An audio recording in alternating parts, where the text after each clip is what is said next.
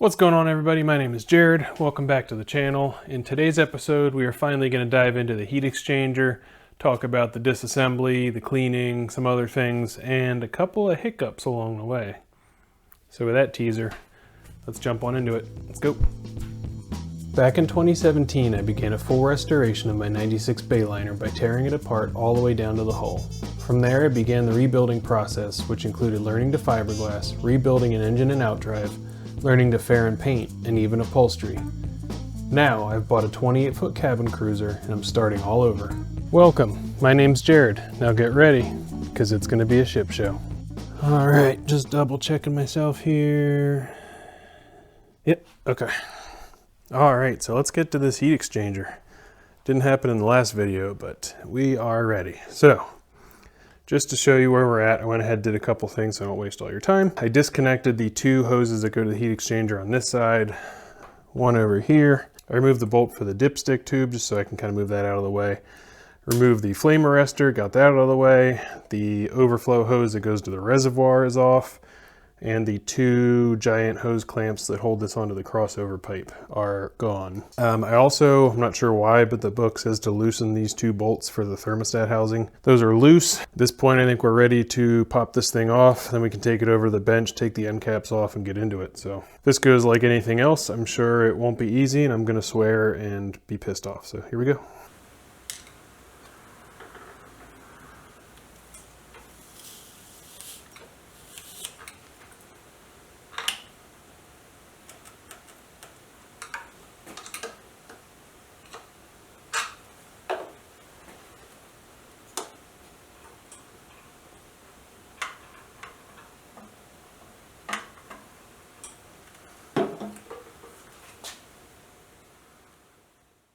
All right, this is a familiar scene, taking apart stuff on the bench.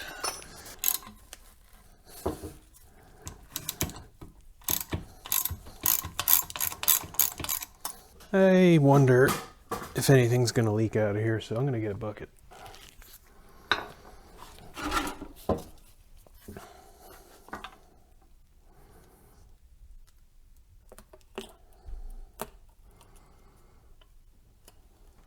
That side's reasonably clean. I don't remember which side's in and what's out, but let's get the other end off.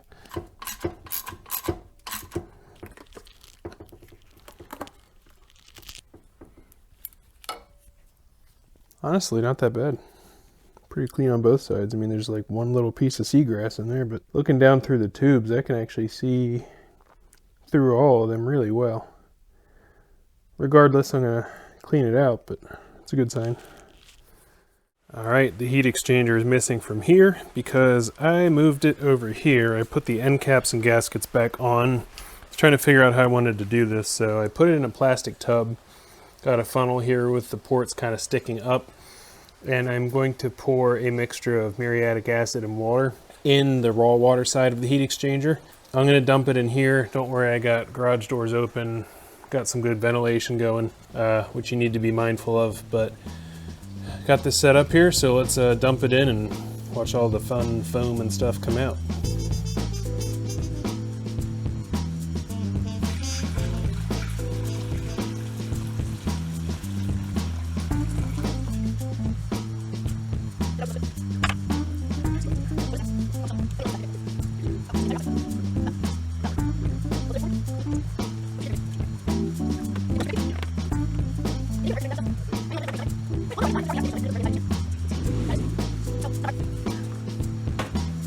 Do gloves protect you? Yeah. Alright, let's see what we're dealing with here. I just set this lid on here lightly. You don't want to snap it on because, I mean, they're not airtight, but if it was, it could build up some of the chlorine gases.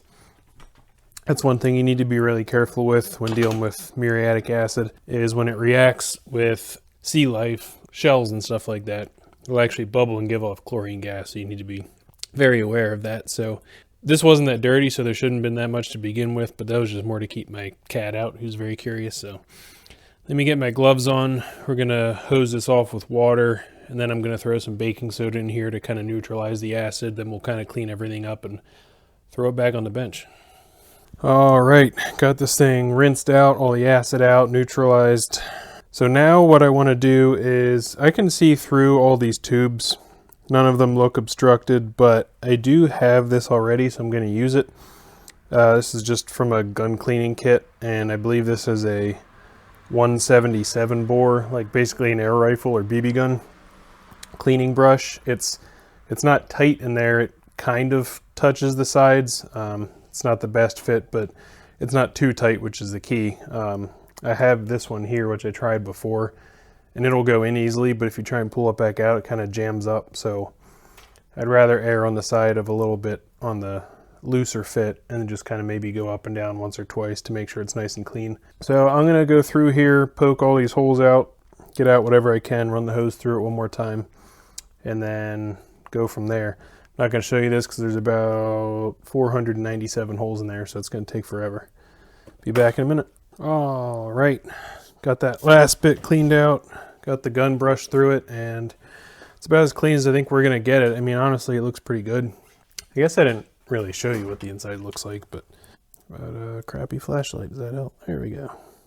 Yeah, so got it cleaned up pretty good. Happy with it. Honestly, wasn't that bad, but all right. So we are ready for reassembly. I'm gonna try and do it this way so you can at least sort of see what's going on. So we have our new gaskets here and O-rings for the bolts.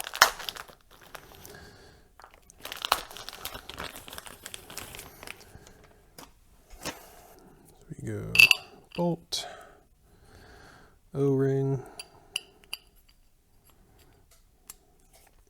gasket. Okay. And thread this in. Okay, just get that hand tight for now.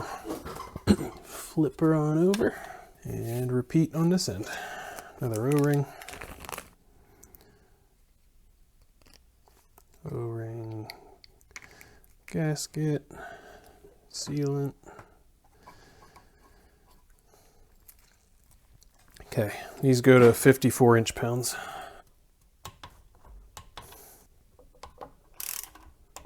So just got to get this fitting back in.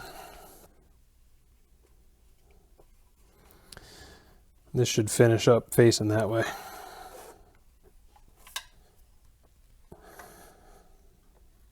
Okay, that's good. That should be about it for this one. So let's get the new crossover tube gaskets installed over on the motor, and then we'll plop this in.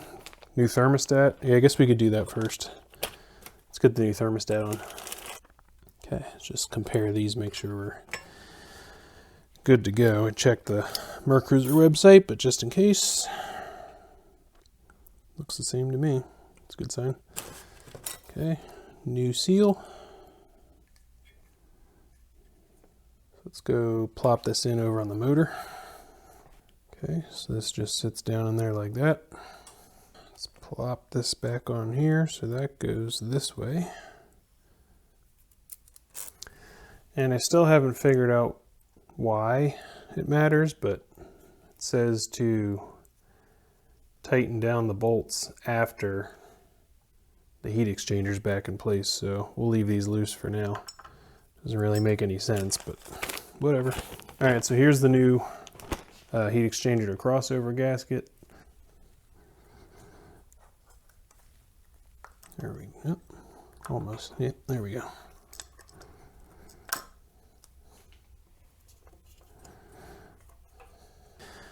Okay, and now we need to lube these up. Oh, that's why you tighten them after. They want this to be able to self-center. Okay, makes sense. All right, so I need to put some lube on these first.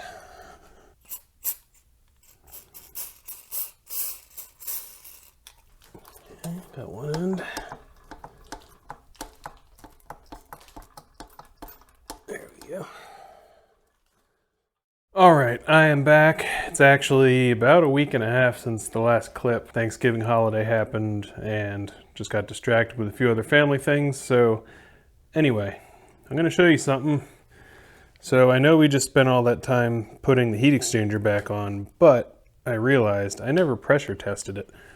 So in order to do that, it's actually easier to take it off. So I have some sort of kind of ridiculous looking thing rigged up over here. What I did, let me set this down. So it's just kind of hanging here on my trash can to hold it vertical.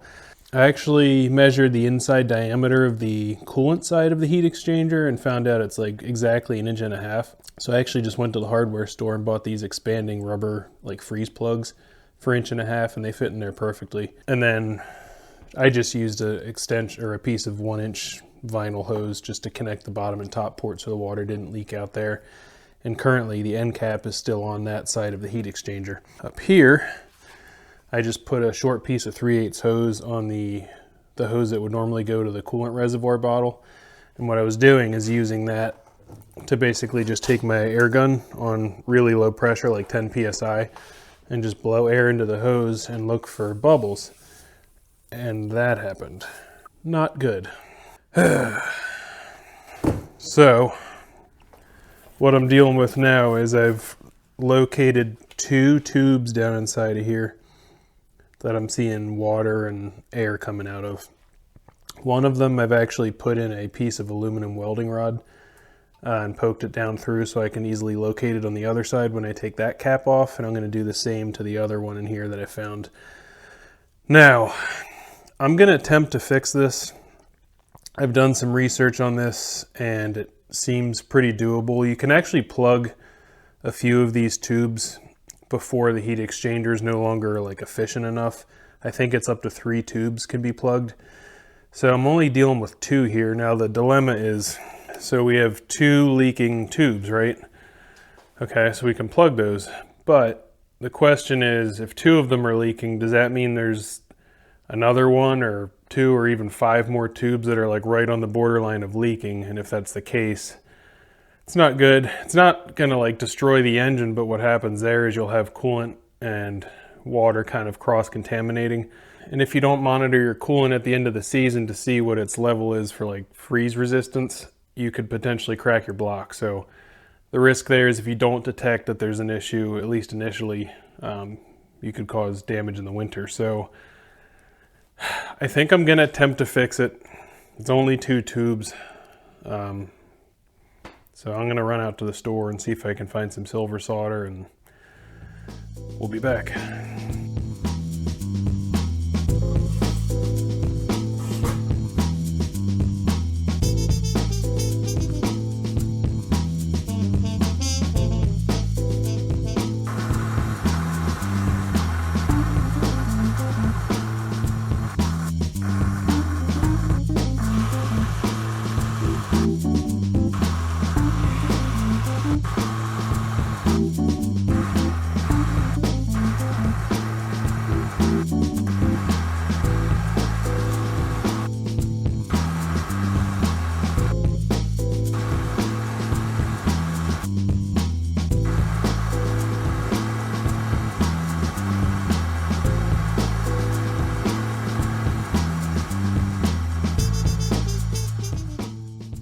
Welcome back to what should look like a somewhat familiar spot to people that have been following the channel for a while. So, in that last clip, I tried to repair the heat exchanger. It did not go well. It's so hard to get enough heat at the end of that tube with all that copper just trying to suck all the heat out of it. Yeah. I do have one last attempt. So I reached out to a couple of different like industrial radiator repair supplier or companies that are somewhat close to me. I'm going to see if any of them get back and say that they're willing to try and repair it, but there's none around here that are like marine specific, so I'm not going to hold my breath on that. I did start to research new ones, and if I want to go OEM, it's like $1,700. It's insane. There's a couple aftermarket companies which seem to have pretty good reviews, I guess I'll say. I think I'm going to go probably that route if I can't get this thing repaired. And honestly, I might just do it anyway, unless the repair is like 20 bucks. I don't really want to spend a couple $100 on a repair and then not know the condition of the rest of those tubes. So we'll see when we get there. But on the flip side, it is December 8th or something like that. And we randomly got a pretty nice day. It's like 60 degrees out. So I was down here the other day and I was working on an electrical thing in the house, and I had to go turn off a breaker, and I forgot there's a giant pile of vinyl seats in front of those, which is not really safe for one, and two, I'm sick of having these things down here. There's really no good way to store them, and I can't put them on the floor because my cats will just absolutely destroy it. So I'm going to take advantage of this weather and get this stuff back on the interior of the boat. While we wait on the heat exchanger, let's get that done.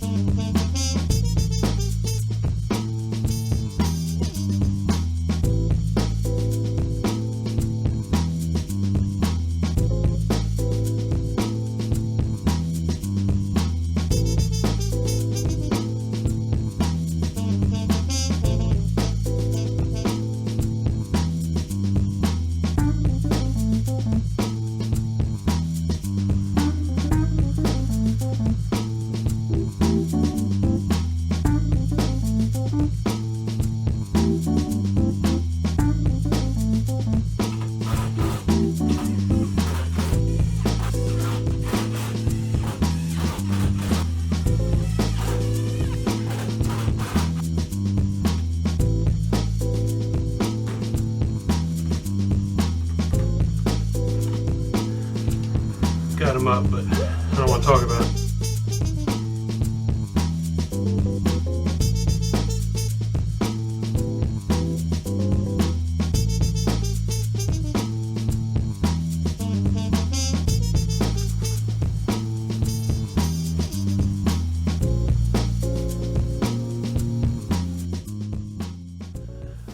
Alright, well, this episode kind of ended with a little bit of a curveball with the heat exchanger, but at least I'm feeling positive I got something done.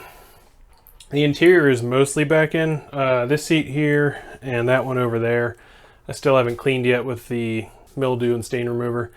So I still need to get that done, but I did get the entire interior from like this level up cleaned and waxed with a coating of spray wax. So it should be easier to keep clean in the future, which is good. The vinyl over here on the outside of the head, I did use the stain remover on the parts that were near where the vinyl is going back in, so I don't have to mess with that anymore.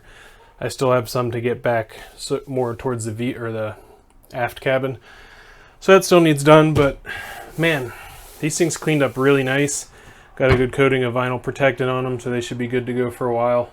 So I guess on the next one, we'll get an update on the heat exchanger, see what we're doing. But beyond that, my next plan is, depending on weather, if I get a nice stretch here again, is potentially two things. I want to get the generator out of the boat still trying to figure out how to do that. And I also decided, now that I have the motor out, this is probably as good a time as any as I'm going to get to replace the steering pin. So it's not a super fun job, but I mean, it's never going to be easier than now. So I got all that stuff ordered and it's already showing up, so I have everything to do that job. So yeah, next couple episodes we'll be getting into that stuff. So again, thanks for watching. Sorry this one kind of ended in a curveball, like I said, but it's how boating goes. Anyway, see you on the next one. Thanks for watching. Bye.